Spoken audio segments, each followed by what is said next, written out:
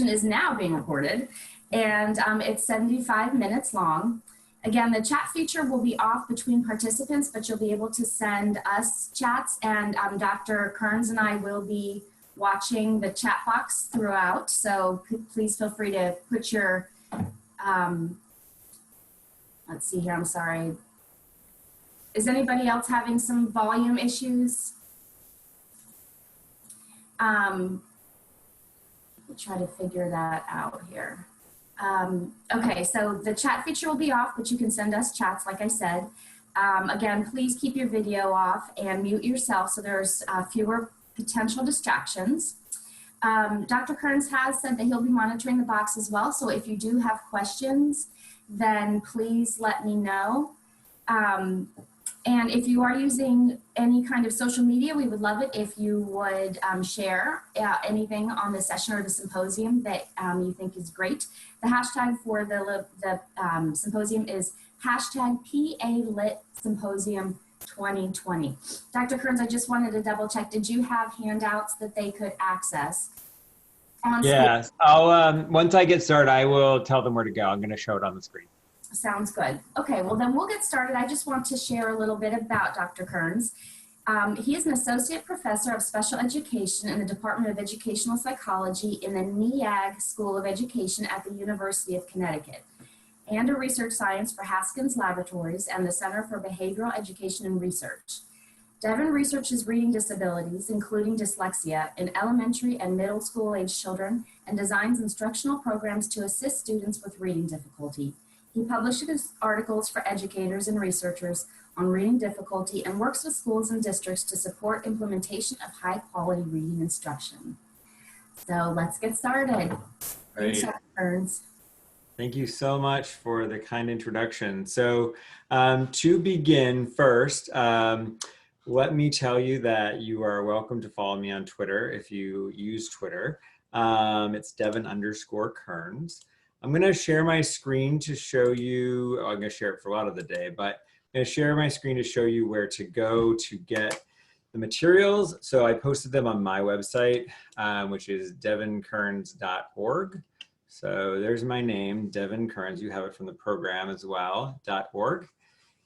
And if you click on For Teachers, it will bring up a folder that says CALI Materials. That's Content Area Literacy Instruction. And then you are in the World in Word session, so you want to go to the subfolder World in Word. I'll have two things for you. I have worldinword.pdf, which is all of the presentation slides, and I'll have World in Word workbook. We'll have some activities to do in the workbook today, so you'll want to have that as well. So that's this one, and so there'll be some things that you'll do with me today. So just so you know what that is. So you're gonna wanna have that handy as we go through. And you'll be doing some writing, but you can do it on a separate sheet of paper as well. Okay, so that's a little housekeeping there. And please feel free to tweet throughout the day if you like. And I'm looking forward to getting started with you all. All right, so let's go ahead and do that.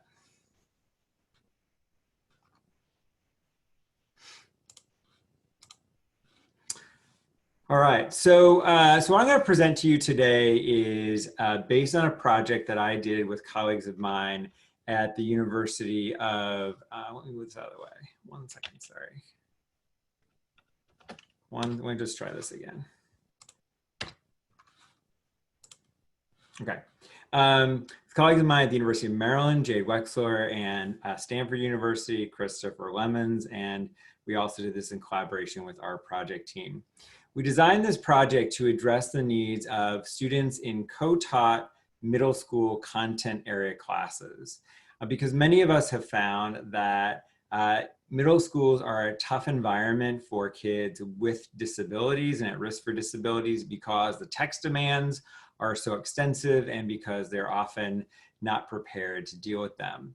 And we don't just mean that they're not prepared to deal with reading the words, but because we also know that students in middle school with difficulty often have difficulty reading the words. Also, they don't have an easy time comprehending the text that we give to them. We designed all of this to make it easier for students to comprehend texts with which they are not familiar. So the task for me today is to talk to you about world knowledge and word knowledge. In terms of these things, I'm going to talk about why it's so important to provide background knowledge and why it's so important to provide vocabulary knowledge. Then I'm going to talk about how to select the right background information and the best vocabulary to teach. And finally, I'll talk about ways to do these things quickly and effectively. I'll emphasize the last piece of this. I plan to talk for about an hour and give you some examples, and I'll elaborate on those. You'll have a chance to do a little bit of practice with me. And after that, I'll give us time for me to answer questions about anything related to what we talked about today.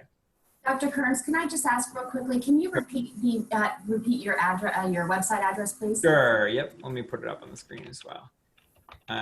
So it's devonkearns.org. So it doesn't have the PhD in it, just devonkearns.org. And then you just click on, if you see the 4 teachers and you go to Cali PD materials, you can get to it that way. Or on the main screen, if you just click 4 teachers, it will bring you right there.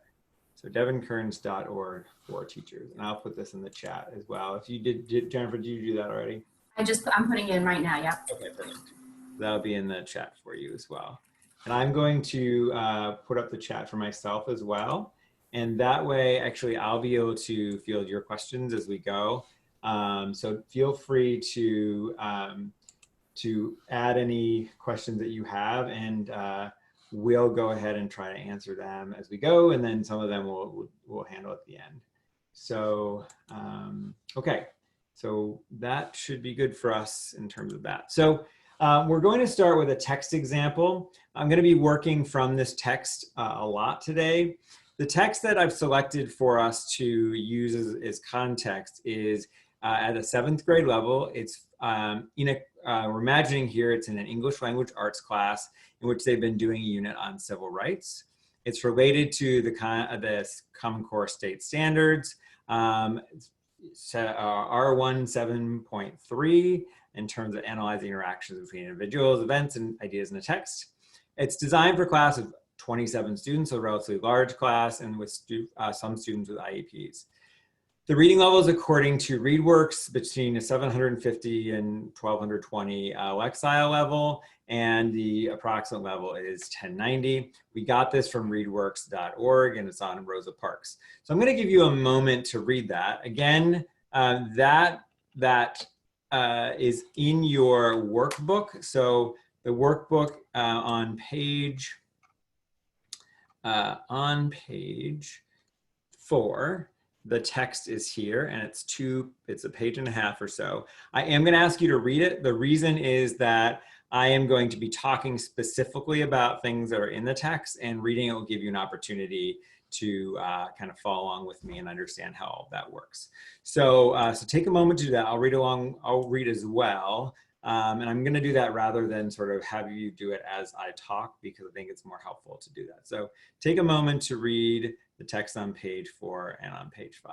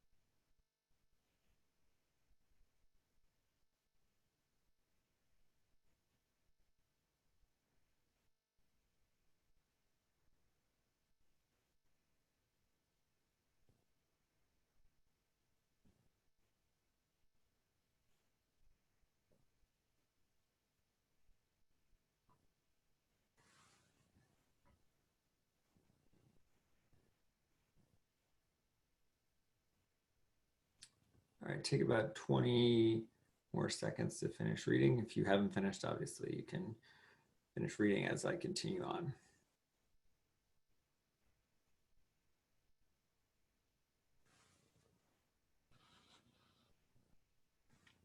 All right.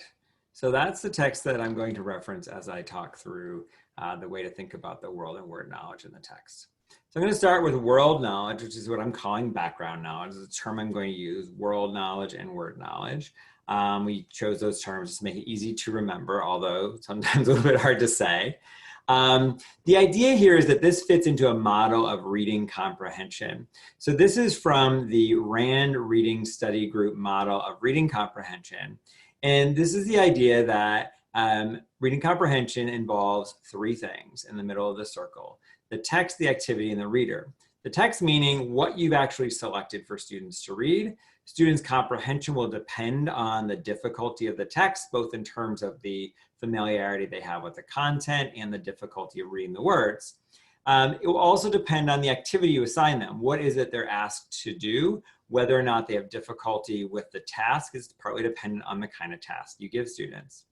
Then finally, there's the intersection with the reader. Some students have better reading skill. Some students are better able to read the words aloud, but may struggle with comprehension. Some students will have difficulty reading the words and have difficulty with comprehension. So there'll be a variety of abilities and disabilities that the reader has that are going to affect their comprehension. All of that occurs inside the sociocultural context, by which we mean the broader context in which students are living. So for example, as a result of the past few weeks, thinking about the effects of Black Lives Matter on all of us and how that intersects with the texts that we're reading, as well as the sociocultural context in the classroom or online, on the online classroom as we're experiencing right now. And so that's part of the sociocultural context as well. So the context, the wider social context, as well as the context of the classroom. So what we're going to focus on is this text component, and W and W here stands for world and word. And what I mean is that when we are thinking about a text, if you select a text that's appropriate for the students, then the question is, how do you decide what it is that they need to learn before you start reading, and how are you going to provide that information? Because obviously not all students will know about the things that you're teaching. And I'll say more about that in a little while. And so you need to prepare students for that information so that they're ready to engage with the text. World knowledge is really essential to reading comprehension.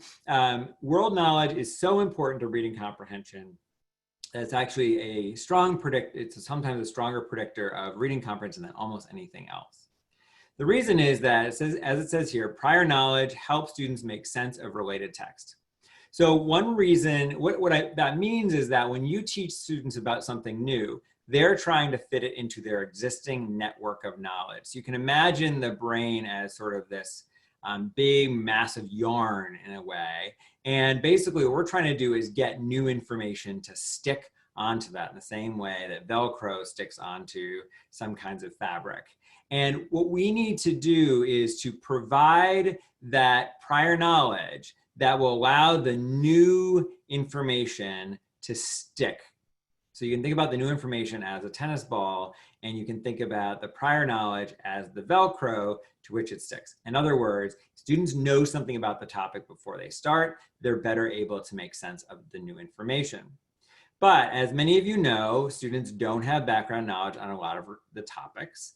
And in fact, you are teaching a text because students aren't completely familiar with it. So they're going to need to rely on some background knowledge that you need to provide them. And sometimes they simply don't have the background knowledge, and we want to provide that because often texts don't provide all of the background knowledge. The focus here is on how do you set students up for success? How do you provide that knowledge before you actually begin teaching students to read a text? So the first thing we need to do when we decide is to decide what to teach. So I'm going to talk about two things. I'm going to talk about what to teach and then how to teach it. So what to teach is you look at the text and you decide what is it that's complex in the text.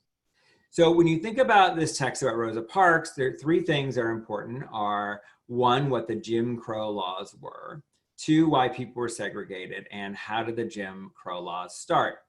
These are complicated concepts, partly because the answers are not clear in the text, and partly because some of them aren't even addressed in the text.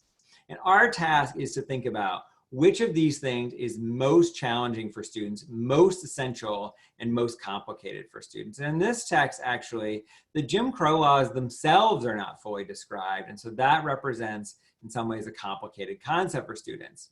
They may have some familiarity with the ideas in this text. Many students will have, probably read about Rosa Parks before.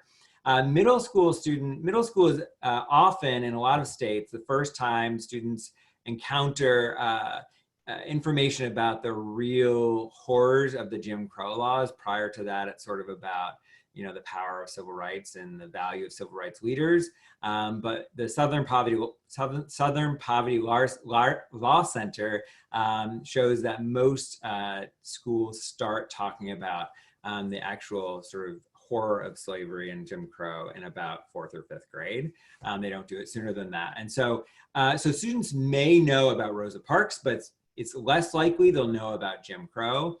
Some students will have experienced, some of the effects of segregation, thinking again about Black Lives Matter, but many students won't even know, if they've experienced some kind of prejudice, they may not understand fully what the Jim Crow laws were like. And it's complex if you don't realize that literally there are ways in which people were physically separated at water fountains and in restaurants and on the bus. So that represents a complicated concept. So again, when I think about what I'm going to teach, I think what in this text is not going to be clear to students and that they're going to need in order to comprehend this text. The second thing is information that's simply not provided at all. So as I've already pointed out, the Jim Crow laws are complex and a little bit hard to understand. There are also ways in which they're never explained in the text. So I just mentioned 3 ways in which that was true: on public transportation, restaurants, water fountains. Also true that bathrooms in schools were segregated. And so what's interesting about, again, all that information is it's not actually explained in the text. It's assumed that you have some prior knowledge of that. And if you don't, it actually is a little bit harder to understand what's going on in this text. So when I think about this text on the second page, it speaks to what Rosa Parks was able to accomplish and civil rights movement was able to accomplish. And what makes it especially compelling is understanding how terrible the Jim Crow laws were. So if you don't have enough understanding of what these laws were like, it makes it less, maybe a little bit less understandable why it was such an amazing achievement and why it had such an amazing effect on the lives of African Americans in the United States. And so this is why it's really essential to provide the Jim Crow law context. The text isn't exactly about that. It's about Rosa Parks' influence in that, but really this background information will dramatize the importance of the topic. There are also things that you don't want to teach. So you don't want to provide just an overview of the text. One of the things we always say is that you want the text to, quote, speak for itself. In other words, you're reading this text because you want students to acquire new information. And the reason that we do reading comprehension lessons as opposed to always just telling students things is we want them to learn to get information from text themselves. We will not always be there to provide students with the information that they need. And we want to give them the opportunity to understand that information by reading on their own. But we also need to support them in reading during class time because data indicate that the most powerful way to get students to understand new ideas is to actually do reading during class time. It's really exciting to know that reading matters.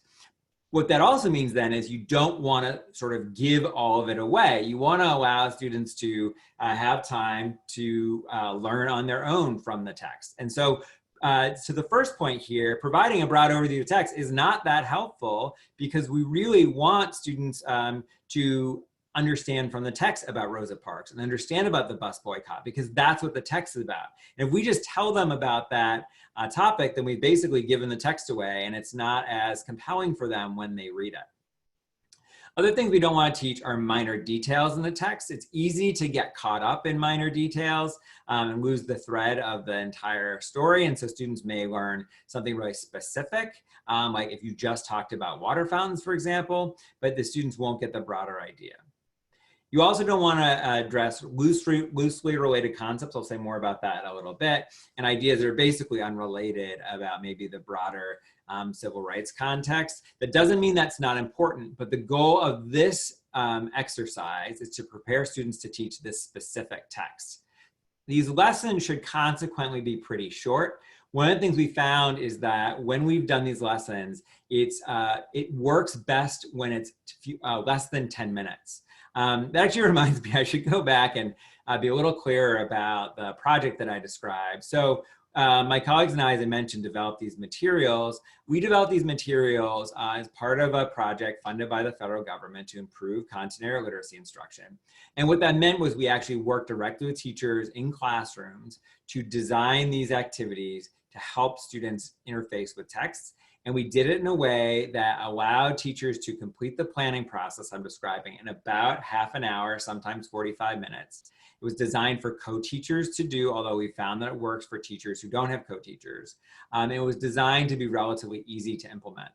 So what I'm describing to you, and when I say we did this, what I mean is that our team and the teachers we worked with, we came together to figure out what the best practices would be for designing lessons and for executing them. And as part of that process, we decided what are the kinds of things that are important not to teach, as well as the things that were important to teach. And so teachers could make really good decisions about how to structure their lessons in order to provide students with the right information. And again, to do it in a short period of time. We really found that this worked best when it was a brief introduction, and it wasn't an elaborate introduction. We often find, I'm sure you've done this too, I used to do this when I was a new teacher, was I spent a lot of time providing background knowledge and the text wasn't speaking it for itself. I want to make sure that I let this text speak for itself. So once you establish what it is you want to teach, you want to decide how you're going to teach it. And then you want to write a lesson plan that includes that information. So for example, here, the first principle of how to teach is to teach directly. Now, for some of you, this may actually stand in contrast to some of the things you've been told about how to teach students. I've worked in middle schools where teachers have been explicitly told not to provide direct information for students, that they should be figuring it out for themselves, using the text information. The idea here is that all students benefit from clear explanations delivered by teachers. In other words, there are actual benefits to you providing students with actual information that they can start with.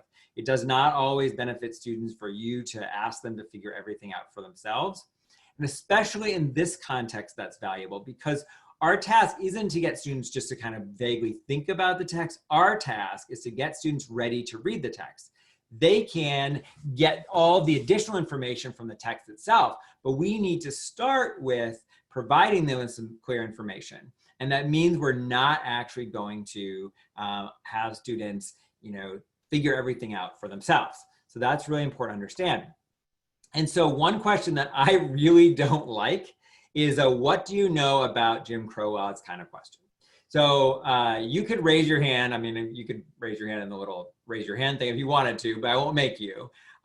You can raise your hand at home. I'm gonna raise my hand. So I've asked this kind of question so many times.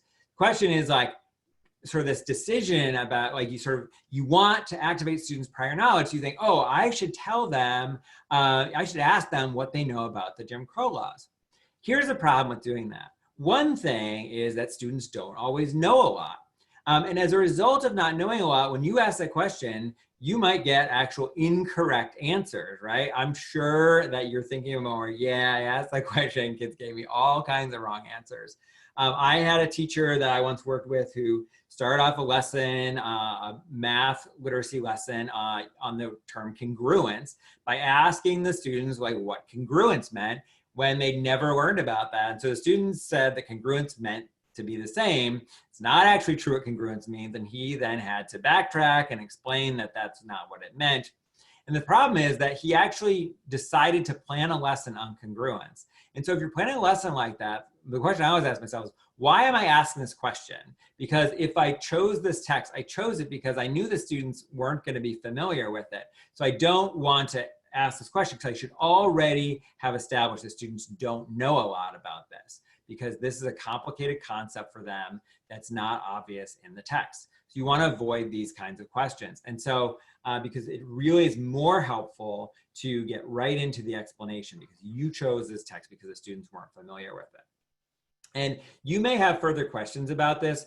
You may, if you like, ask comments comment, you may ask questions in the chat as we go. And this is a topic that sometimes people do want to know a little bit more about. It's surprising to hear someone say, like, give students direct information, if depending on their school context. So I'm happy to answer further questions about that. As I said, I'm only going to speak for about an hour anyway. And so we'll have time to answer questions and so on as we go. So feel free to jump in with questions about this, especially if you're sort of like, I don't get it. I don't get why you would do it that way.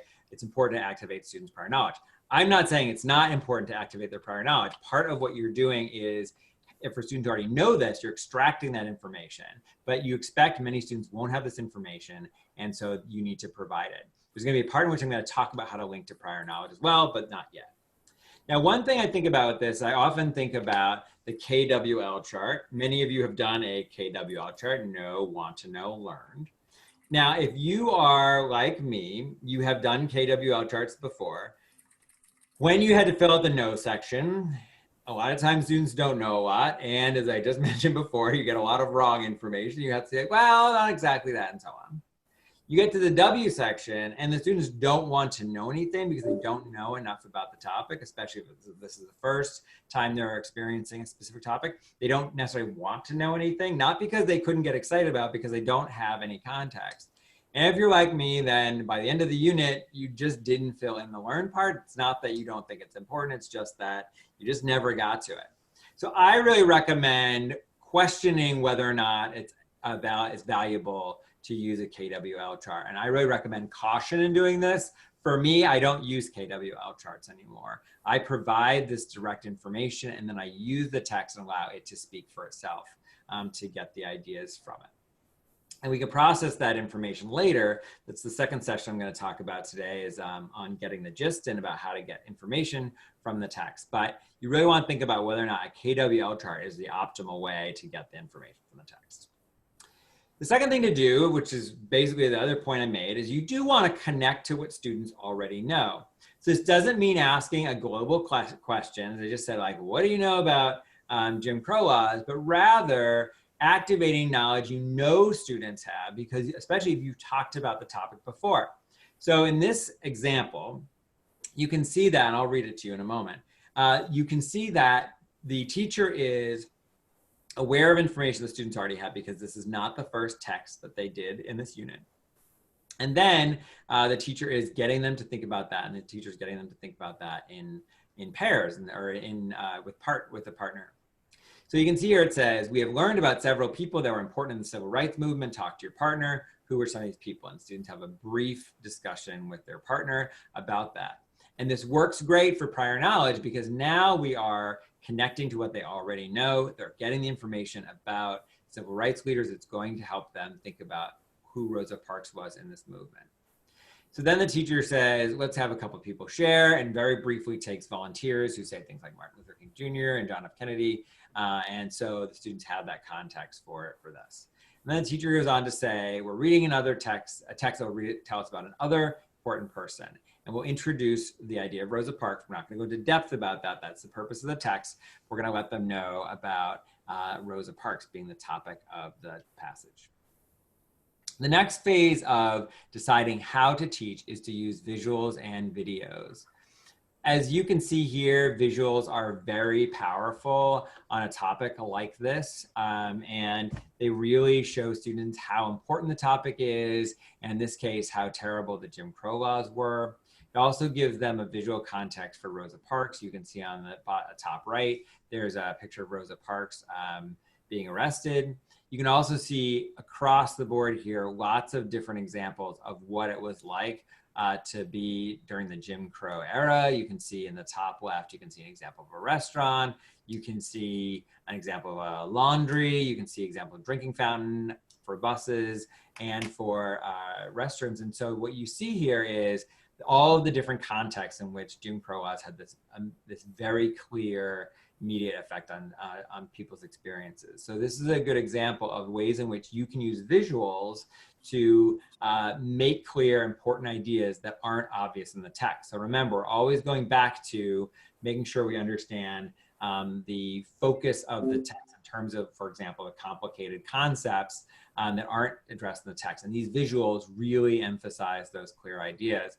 including the one in the middle on the right, where you can see sort of, teenagers, adolescents, sort of showing the racism that they sort of exhibit, and how that has the effect of reinforcing Jim Crow laws.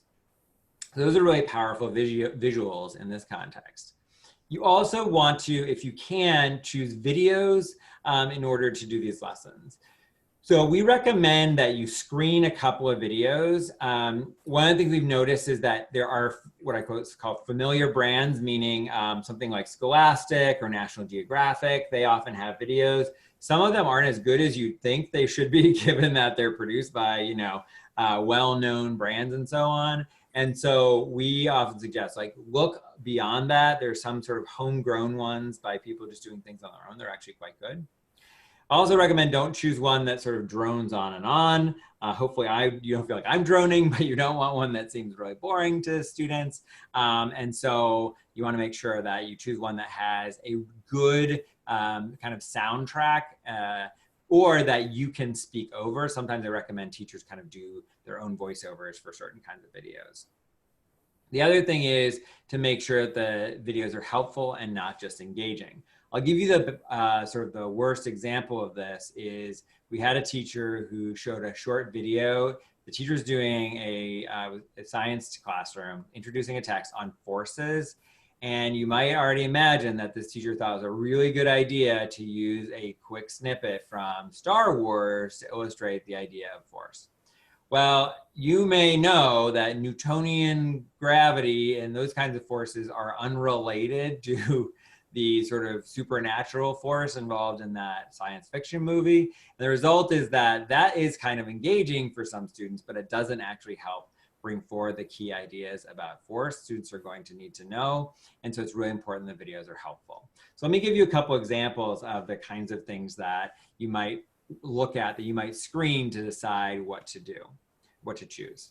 So first, there was a video that we found about Ruby Bridges, who is another civil rights, well, she's a civil rights pioneer in the sense that she was a child.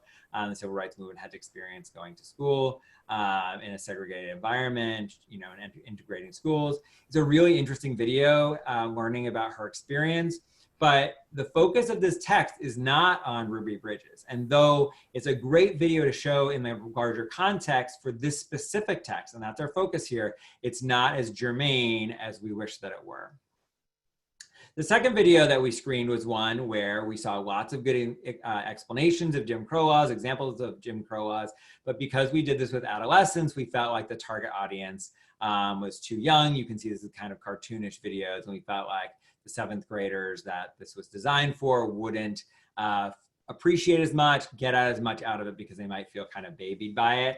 And so we decided not to use that one. The last one that we looked at was one that had some great images and was pretty short, but it went on for 5.5, 6 minutes, and we decided that had a little bit too much detail.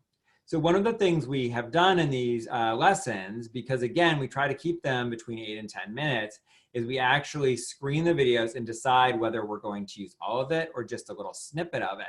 And often we recommend finding the part of the video that's most powerful and only using the part of the video that really gets at the key ideas that you're interested in. So you can see here that the recommendations we have for that are, one, to give an introduction to the video that will show them what they're going to be experiencing, give them some context for that. Cut out extra stuff, meaning that you don't have to like trim the video, but just sort of like know where to start and end the video. Then decide what part of it you're going to show. It does not need to be long. In fact, we often recommend that it's pretty short. And as I already mentioned, you might need to do your own narration for it if the one in the video itself isn't particularly good. So, this is the introduction you might give. We're going to watch a quick video about segregation during the civil rights movement. Pay attention to what it must have been like to have lived in a segregated place. And the teachers played this only until minute about 1:30, so that it wasn't going, they weren't doing more than that, because that was going to take a lot of the short period of time that they have. Now, their task in terms of how to teach is deciding how to, sell the text. So you need to convince students that this text is interesting to read. Now, In some cases, you've already sold the text through the visuals and videos. I think that the examples from the civil rights movement are so powerful and compelling that those are kind of a sales pitch for the text themselves. It's probably not necessary to provide some additional sales pitching, but often that doesn't quite get all the way there, and you might need to provide some additional information beyond the visuals and videos. One of the most powerful things that you all know is to make sure you show you're excited about it. If you show that you're sort of like, well, we're going to learn about, Rosa Parks, and you're not super excited about that, and illustrate how important you think it is, and how seriously you're taking it in the case of civil rights, then it won't be as compelling to students. And so you want to make sure that you emphasize your interest in the text. You also might talk about, in the current case, talk about the connection between this text and Black Lives Matter. You wouldn't spend a lot of time on that, not because the broader context isn't important, but because the goal is to focus on the value of this text. And so you can make a connection between what they're experiencing today and what this text was about. But you want to spend most of your time on the exact focus of the text. And the sales pitch might be to show students, for example, you might say something like, we all know about the Black Lives Matter movement and how important that is. This is an example at the very beginning of that kind of movement in the civil rights movement. And so you're going to get to see some of the connections to the things that we're seeing today. So that might be the sales pitch that you give for this text. It doesn't have to be fun. When I say exciting, it doesn't have to be fun in that context, but it's going to kind of motivate students to read the text. Okay, so those are some things about how to, one, for the world knowledge lesson, decide what to teach, and two, how to decide the way you're going to teach. So I'm going to give you a second to answer these check for understanding questions. These questions are in your workbook. So they are in your workbook on page 6. So you have these checking for understanding questions. I'm going to give you a moment to answer these. This is also a great moment for you to ask questions. So I'm going to open the chat window and give you an opportunity to look at that. And just so you know, we're going to do one more part of world knowledge. I'm going to show you a video of it. And so this is a good time, since we're not going to come back to world knowledge, for you to ask any questions you have. So take a minute to complete the quiz, and I'm going to open the chat window. And so if you have any any additional questions, you can share them. I do have one question already that I will address when we come back together.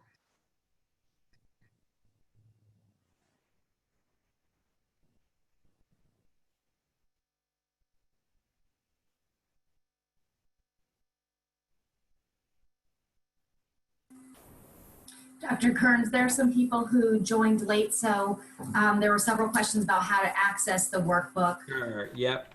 So the workbook is on my website, actually. I put it on there because I made some changes late, and so I'm sorry. I know you all probably want to access things on the patent website, but it's on my website, devinkearns.org. If you click on, let's see, I'll go back to the main page. If you click on For Teachers on the main page, it'll bring you right to the section on the Callie materials, and then you want to click on Callie World and Word, and then I'll show you in there Callie World and Word workbook.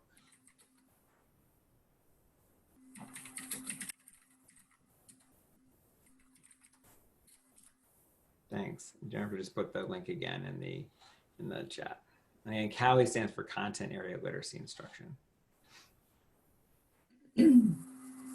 Also, there is one, Margarita cannot see the quiz because the other window is partially covering it. Oh, sure. Yep. The quiz. Yep. So I will put that up again. It's also, the quiz is in the workbook, but yes, you're correct.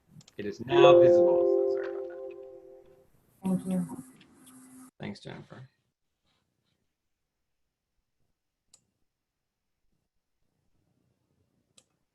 All right, I'm going to go ahead and answer the question. So, so the world knowledge section of lesson should contain, you could say that it is appropriate to provide information, not provide the text, and complicated concepts, but just generally interesting information is not appropriate. So you would want to say A and C. So that's that one. And an example of teaching directly would be brainstorming. That is false. because we want to, teaching directly is providing students with information, not asking them what they know about a topic. And finally, if a video for world knowledge is really interesting, it's okay to include all 12 minutes. That's also false because we read these entire lessons, including you doing all the other tasks, should be shorter than that. Okay, so those are the questions. I'm going to answer just a couple of questions from the chat. One person asked, could you have an anchor bulletin board, familiar names like Martin Luther King and John F. Kennedy? And so you have an anchor bulletin board that students can refer to throughout the lessons. And I think it's great how she put, Diane Pauly put throughout the lessons. As you know, as some of you who didn't come in late, who were here at the beginning noted, this is part of a unit on civil rights. And so it makes a lot of sense to have a bulletin board to focus the entire unit. I often did that when I was teaching. I would have I'd take almost like a wall on the side of my classroom to collect all the artifacts that we had learned about from the unit. I include things that students produced as well as I did and showed with the students. So I think it's a great idea to have an anchor bulletin board because that's going to continue to build students' store of knowledge. I often talk about building a network of knowledge in one area. And so that's the goal of reading comprehension. We can't provide students with every bit of reading comprehension that is possible. We can't address every topic that's important. So we have to choose topics and we then have to build students' network of knowledge in that area because that will pay benefits to broader reading comprehension. And so it's good to focus in one area because we can learn a lot in that area and that allows us to get students to think extensively about that. So that was a great point about you could build a bulletin board around an entire unit. Okay, so that was all the chat information. So last thing we're going to do before I turn to vocabulary is I'm going to show you a video of world knowledge. And you can see here on the left side, I have some check boxes to see that we can fill in to decide whether or not the video meets each of the criteria of teaching complicating concepts, information not provided, and whether or not the video meets these other criteria. You have a copy of this in your workbook that you can look at, and so you can follow along and decide whether or not you think this lesson meets those criteria. Just so you know about the lesson, this was a lesson done in a middle school in Rhode Island, in Kickamuit Middle School in Warren, Rhode Island. And this is the classroom of Jennifer Crandall and Lisa Skagos, a special education teacher, and her partner, general education teacher. These are 6th grade students. I am teaching the lesson, so sorry you have to listen to me some more. But in the lesson, so you understand, I don't know the students' names. I have to ask them sometimes, but this will give you a sense of how world knowledge was introduced for the text. And so in this text, the text on Ellis Island and a student's experience going to Ellis Island and learning about the history of people who went to Ellis Island. So you'll see me talk about that and then we'll come back together and I'll give you some commentary. So you're gonna read a text with Ms. Crandall and Ms. Skagos later. And my job this morning is to tell you a little bit about it to get you ready to read it, okay? So here are the things I want to talk to you about. It's a little hard to see, but so this says Ellis Island. What does it say? One more time. What does it say? Ellis Island. Ellis Island. Some of you heard of Ellis Island before? Okay, so Ellis Island is a place in the United States where a lot of times people would come when they came to this country for the first time, and they had to cross the border. How many of you remember reading Travels with Charlie, and there was something about a border? Anyone remember something about a border in Travels with Charlie? Almost everybody knows something about a border. So why don't you talk at the table for just a second, see if you can remind the people at your table what happened at the border. Go ahead and talk about it.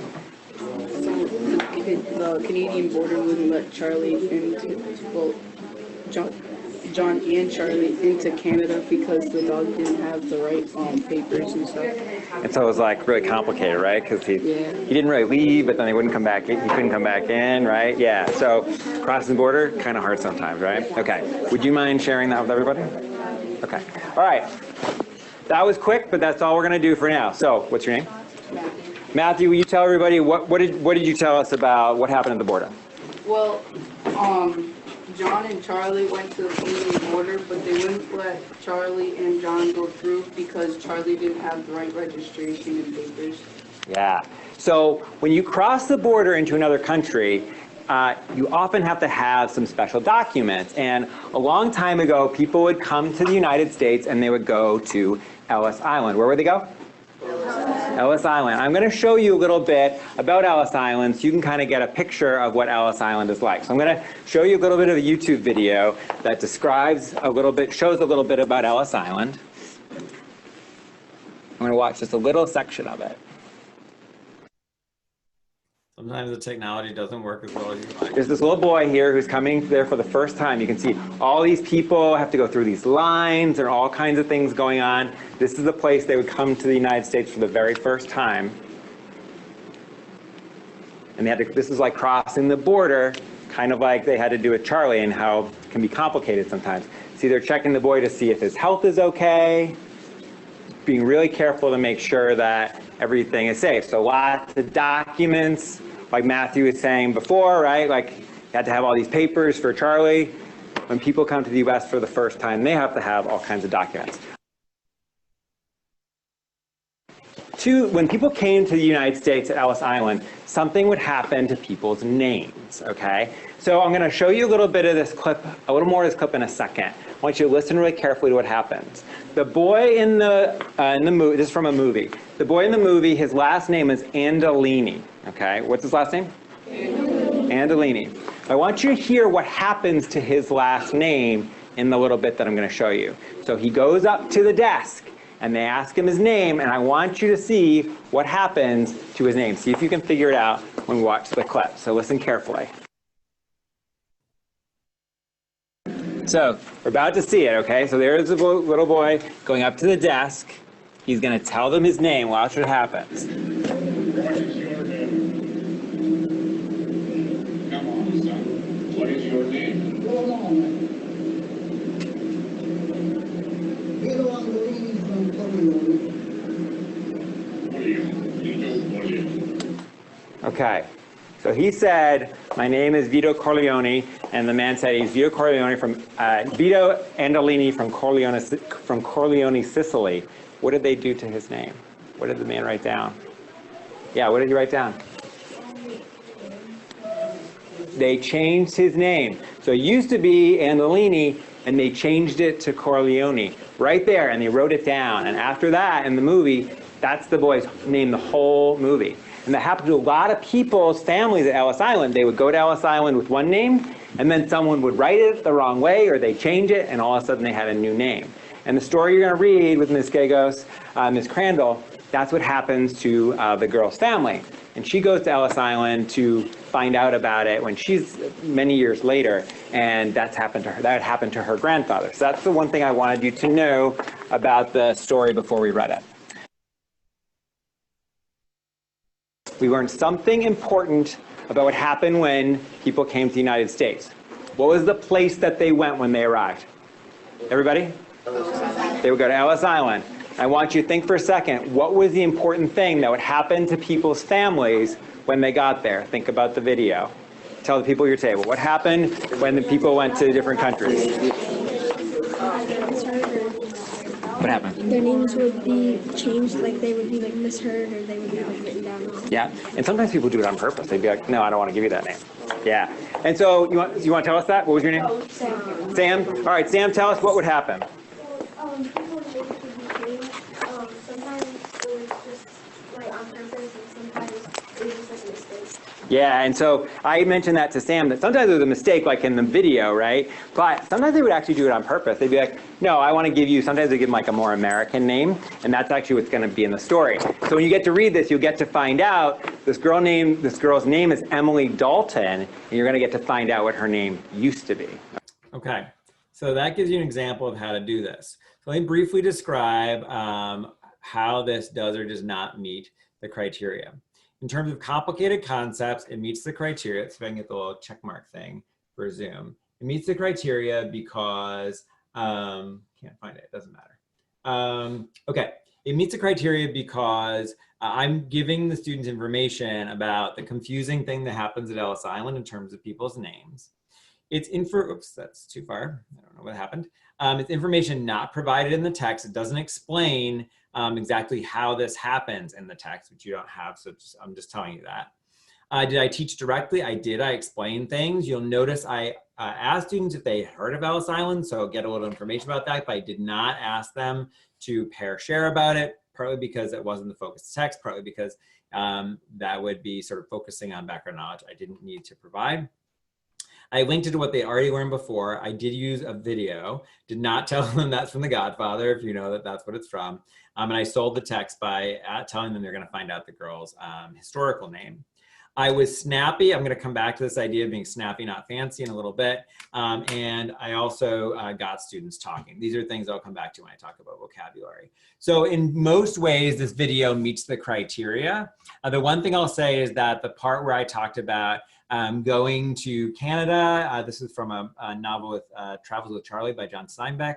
In that novel, I talked about the link to going to Canada and coming back, but that's not as relevant to the confusion about names when you cross a border as I would have liked. So that would be the one thing I would have done differently.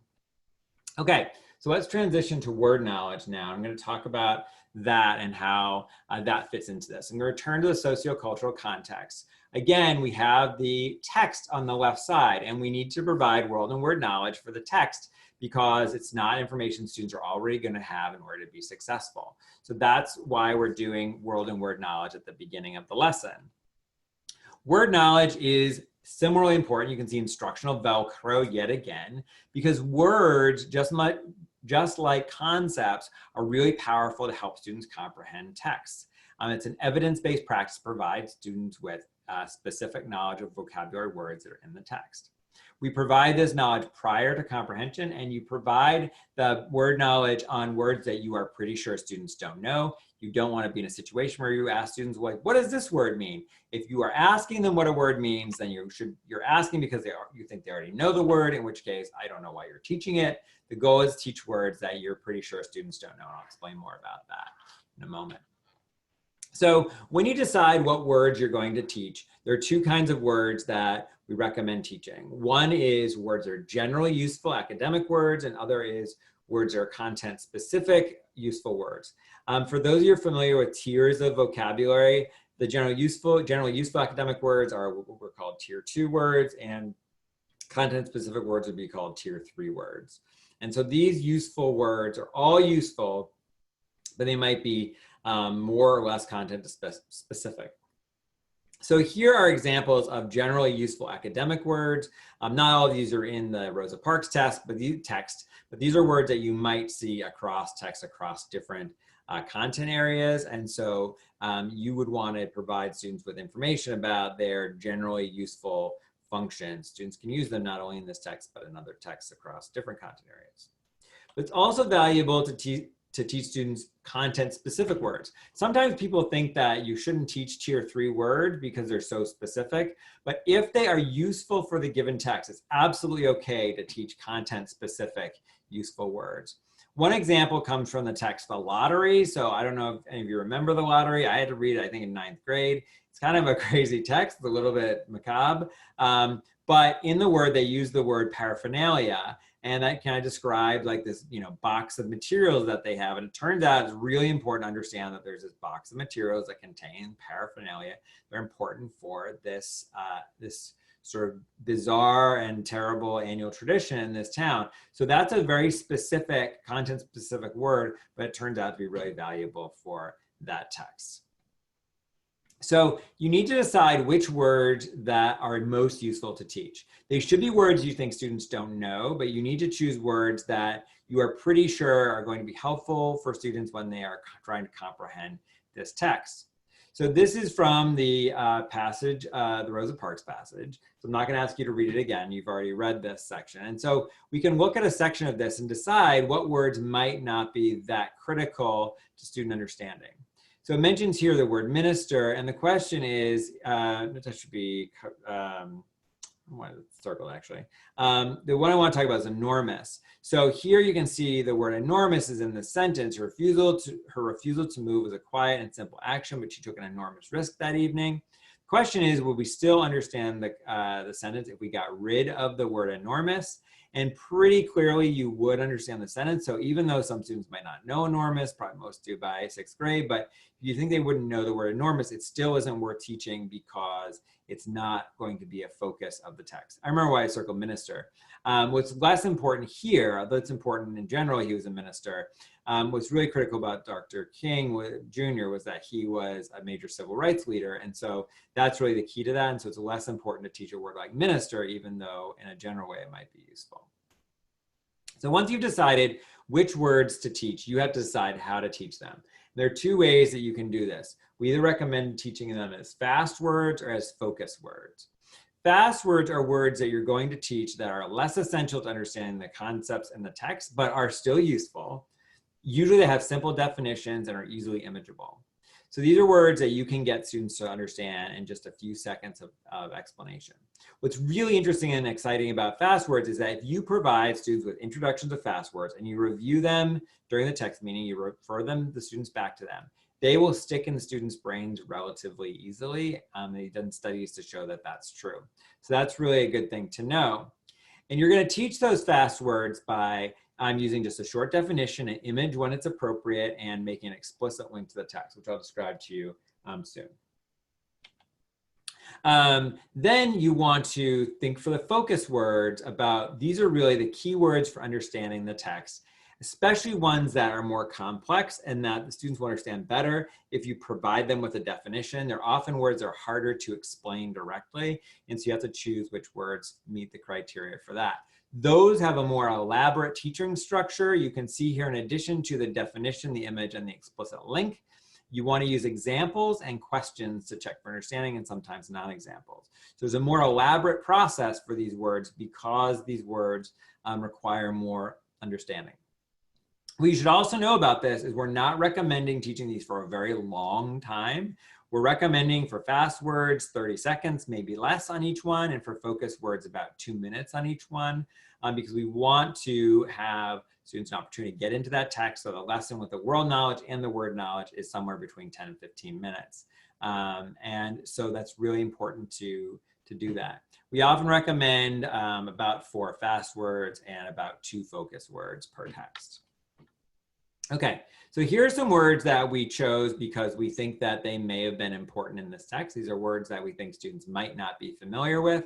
And we need to decide which of these words are going to meet our criteria for being fast words or focus words. So we need to put them in different categories. What I'm going to tell you is that on my team, when we made these decisions, there was not complete agreement about which were which. And that's often going to happen in your context. You need to decide which words make the most sense to teach for your school, your classroom. So what we choose based on our understanding of the context might be different than what you choose, and that's fine. In fact, it's also not always important to go into great detail deciding whether it's a fast word or focus word. You can just try your best, and if you don't get it right, you can reteach the one that the students needed but they didn't get. So one word that we put in the fast category was violating. I'll say more about why that is. Basically, we thought that you could have a definition that was pretty simple for it and show an image. Equality, because it's a more complex word, yes, students are familiar with the idea of being equal, but the real nature of equality we decided was more complex and was probably worthy of additional focus. The word find we thought was pretty easy for students to understand. A little bit harder to come up with an image, but still pretty easy to explain what it means to get a fine. We thought the word inspiration was a potential focus word because even though people think about understanding the word inspired, when we look online for examples of inspired, you can do this as we speak. Basically, it all is like pictures of people on mountains being like really excited about something. And you don't get the impression that inspiration is not only being excited about something, but it's a call to action. And so that idea is not as clear in the text, or it's not clear in the text and also not clear in general. So we thought that could be a focus word. We chose boycott it as a fast word. This doesn't mean that we are not going to teach boycott it because that's an important word, but because of its simplicity, we decided we didn't need to spend a lot of time on it, so it didn't become a focus word for us. So we think about how to teach those fast words. We have to decide about how to create that definition.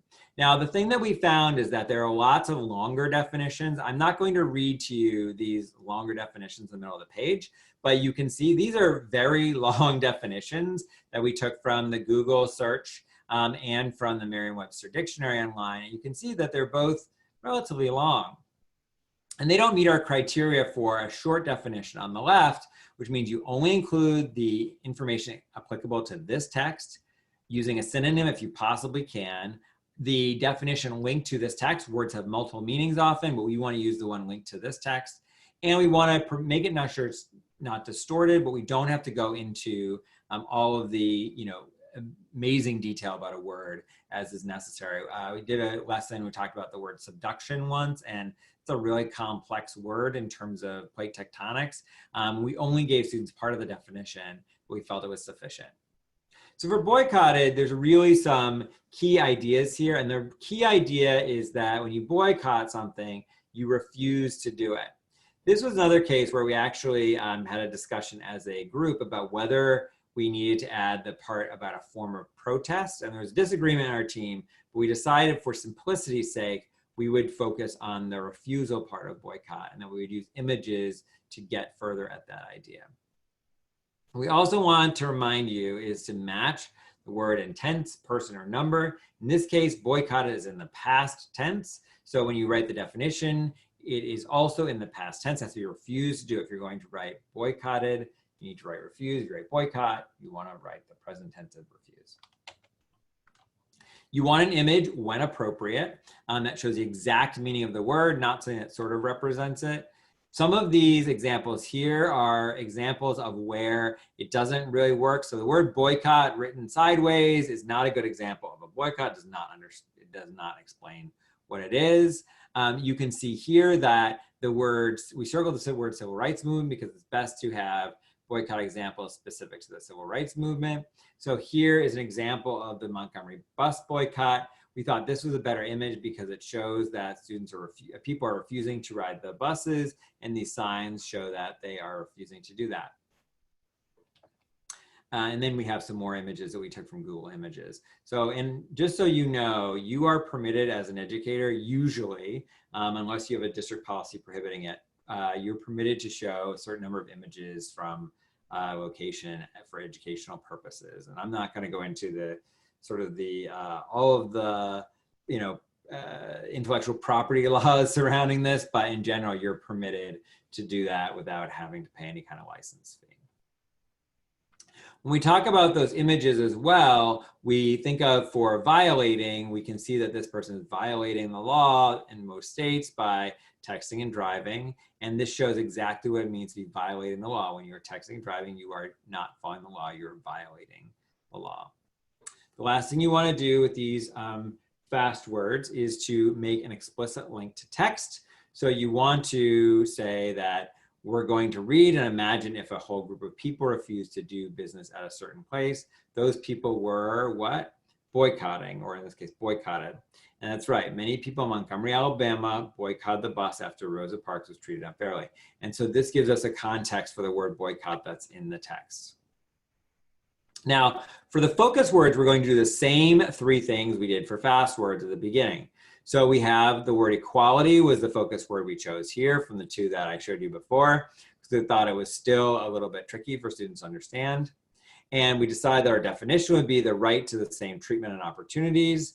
We used the freedictionary.com to get references from classic literature that helped us sort of make clear the definition. Sometimes with the focus words, there are nuances to the definition that are confusing for students. So equality might mean like having the same amount of money, for example.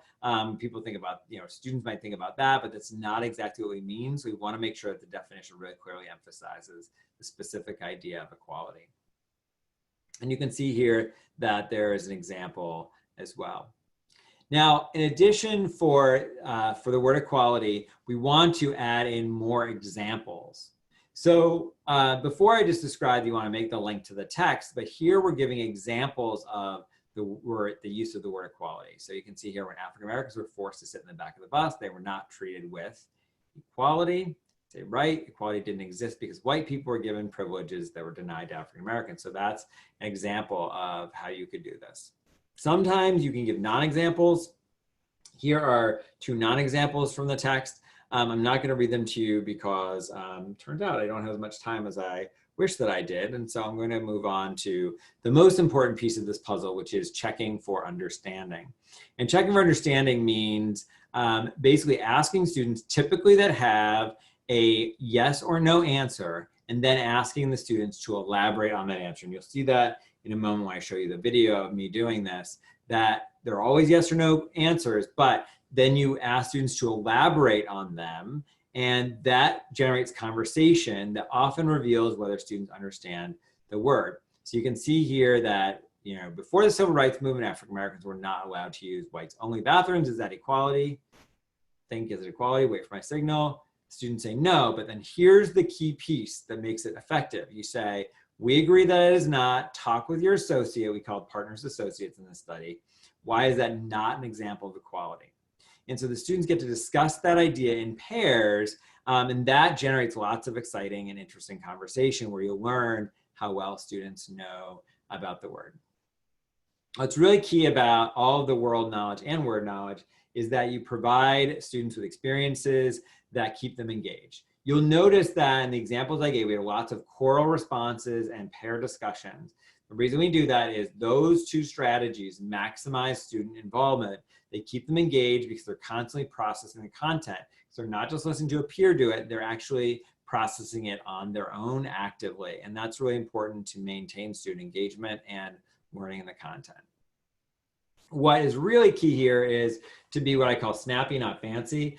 Don't get into engaging activities that aren't focused on the text.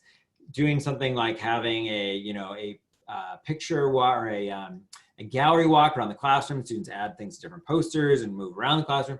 That's all well and good. I don't actually recommend it. It takes a long time usually, but that's not going to engage students in the text. It's what I call it fancy, not snappy. And that doesn't necessarily get students talking. You really want to give students lots of opportunities to discuss and practice throughout. The key you can think about is how do I maximize efficiency so I can keep the lesson under 5 to 10 minutes for the teaching of the vocabulary. And here's some examples of things that are not so good because they are fancy. I'm not going to go through those in detail. I'm going to allow you to read this at your convenience because I want to show you the video. That'll be the last thing we'll do. These are a variety of strategies you can use to get students talking in small groups or on their own that maximize student engagement because lots of students are specifically practicing themselves. So I just, at your convenience, read that list of things. All right, there is a check for understanding here, but I'm going to show you the video, and if we have any more time, I'll take a couple questions at the end. So again, you're going to watch the video and think about whether or not the video meets the different criteria. So take a look. I also want to share with you a couple vocabulary words that are going to be in the story. Okay, so the first word is exhibit. What's the word? Exhibit. Great. An exhibit is a display. What is it? A display. In this case, we're talking about display like at a museum. So when you go to a museum, they have lots of what? Exhibits. Displays where they show you things and you can walk around and see those things. Great. The second word is disembark. What's the word? Disembark. Disembark means to get off. What does it mean? Get off. And it means to get off like a boat. Like in this example, these are shoulders and they are, what are they doing? They are getting off or disembarking. What are they doing? Disembarking. They're disembarking. Here's another example of people getting off of a ferry. So they're what? They're disembarking from the ferry. That's right. In the text today, the girl and her family go to visit the Ellis Island Museum. They have to take a ferry to get there. When they arrive on Ellis Island, what do? They disembark from there. Okay, good. There's one word that's really important that we've already kind of talked about before, and that word is immigrant. What's the word? Immigrant. That's immigrant, right. An immigrant is a person who moves to a new country permanently. Let's say that all together. A person who moves to a new country permanently. What does permanently mean? Tell your partner what permanently means. All right, who wants to tell me what permanently means? In the green shirt. Forever. So if you move to a new country, if you're an immigrant, do you go for a couple of weeks? No, you go for like the rest of your life, right? When you're an immigrant, you move to a new country permanently, forever, like you were saying. Good. What was your name? Julia, thanks. That was great. Okay, so I'm going to give you a couple examples, and I want you to tell me if these are examples of immigrants, all right? So you're going to be thumbs up if it's an example of an immigrant, and thumbs down if it's not. But don't do it right away. I'm going to show you the example. I want you to think, and then I'll say go when I want you to do thumbs up or thumbs down, okay? So when I put up the example, are you going to do thumbs up, thumbs down? No, you're going to wait until I say go, right? Okay, here's the first example. Someone who visits the country of Spain for a month. Think about it. Is that an immigrant? Go. I see thumbs down. Tell the person next to you, why is that not an immigrant? Because you're not the person who stayed in that country for a long time, so that's not technically an immigrant. Yeah. It's literally someone who's So if you were an immigrant, you would not just go there for, you'd actually stay there for like, you live there forever, right? Okay, good. All right, so who wants to explain to us why that's not an immigrant? Yes. There's two reasons. One, because it says visit, and if you visit, you don't stay there, and it says only for a month, and it's not permanent. Good. So to be an immigrant, it has to be permanent, and the word visit is a nice clue for that. What was your name? Abby. Abby, thanks. That's a good example. All right, next one. Think about this one. A person who moves to Australia and lives there. And go. I see thumbs up. Tell the people at your table why that might be an immigrant. Why is that an immigrant? Because he's staying there for more than, he's staying there permanently. Permanently. Excellent. Perfect. What was your name? Will. All right. Will you share with everybody? So Will, tell us, why is a person who moves to Australia and lives there, and why is that person an immigrant? Because if he's living there, it's permanently. Yeah. Yeah, good. I like that. You use the language here that it's permanent because they're living there. Okay. Okay, so I would go over the questions here and the answers to them. I'm going to just go ahead and tell you I met all the criteria. I think I did anyway. And so you can look at that at your convenience. And so I'm going to end there with 1 minute to go. I can take one question before we wrap up. If someone has a question they want to put in the chat. We had a question from Anne to clarify the world and word teaching should together be a 10-minute video, or I'm sorry, 10-minute lesson? Yeah, so 10 to 15. So so it's good if you can keep the entire thing between 10 and 15. We found that when I've done this with a lot of people, we find that 10 minutes is a little bit short. So I always say 10 to 15. But if there's not a lot to cover, 10 minutes is fine. So usually when you think about the vocabulary words, about 30 seconds to a minute for each fast word and about 2 minutes for each focus word. And then for the background, the world knowledge, that can take on its own 5 to 8 minutes, depending on the length of the video and number of visuals you want to show and so on. That's a good question. Diane asked, would you provide an opportunity for writing with the fast and focused vocabulary? Generally, no. The reason is that that makes it harder to do quickly. Remember that our focus here, it's not a writing lesson. It's a lesson designed to get students ready to read the text. And if we focus really just on the writing, not just the writing, but if you focus on the writing, that can distract our attention from the words. Great idea if you want to put it up in the classroom for a record for students, but it is not as good an idea to focus on the writing of the vocabulary. That's a great question. So it's now 11:01, so you should probably stop there. But thank you all for joining us today. And do you have any final words, Jennifer? Just a big thank you to you, Dr. Kearns. That was really a really great presentation with great information. This session, as we said in the beginning, was recorded and it will be available on the Patton YouTube channel. So that'll happen in the near future. So I'd ask the participants to keep an eye on that. Again, you're getting some good comments and good feedback from the participants. So thank you so much, Dr. Kearns, and have a wonderful rest of your day. Yeah, thank you so much. Thank you all for joining me. Okay, thank you. Bye.